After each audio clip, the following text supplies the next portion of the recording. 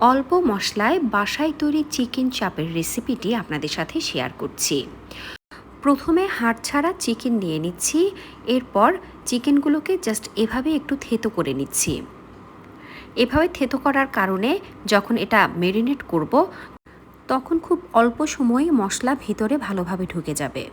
ভিডিওতে দেখানো মতো এভাবে চিকেনগুলো থেতো করে নিয়ে এর মধ্যে দিয়ে দিচ্ছি আদা এবং রসুন পেস্ট, এরপর দিয়ে দিচ্ছি পর্যাপ্ত পরিমাণে লবণ, গোলমরিচের গুঁড়া, soya sauce, tomato sauce, barbecue sauce এবং সাথে দিচ্ছি সামান্য পরিমাণ অরিগ্যানো। অরিগ্যানোর ফ্লেভার আমার কাছে খুব ভালো লাগে দেখে আমি মোটামুটি সব কিছুতেই অরিগ্যানো ইউজ করতে চাই। আপনাদের যদি ভালো না লাগে স্কিপ করতে পারেন। এর মধ্যে দিয়ে দিচ্ছি সামান্য পরিমাণে চিনি, সবশেষে এর সাথে মিশিয়ে দিচ্ছি লাল মরিচের গুঁড়া।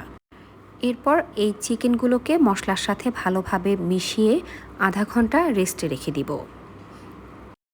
আধা ঘন্টা পর চিকেনের সাথে কর্নফ্লাওয়ার, চালের গুঁড়ি, বেসন মিলিয়ে ভালোভাবে মেখে আরও কিছুক্ষণ অপেক্ষা করব। এরপর চিকেনগুলোকে সরাসরি নিয়ে যাব চুলার কাছে।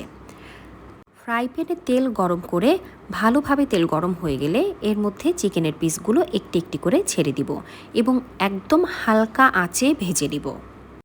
ভিডিওতে দেখানো মতন এভাবে উল্টে পাল্টে চিকেনগুলোকে ভালোভাবে ভেজে নিব। ভালোভাবে সবগুলো ভাজা হয়ে গেলে একটি প্লেটে উঠিয়ে পরিবেশন করতে পারবেন। এছাড়া চাইলে যে কোনো কিছুর সাথে এই চিকেন চাপ পরিবেশন করা যায়।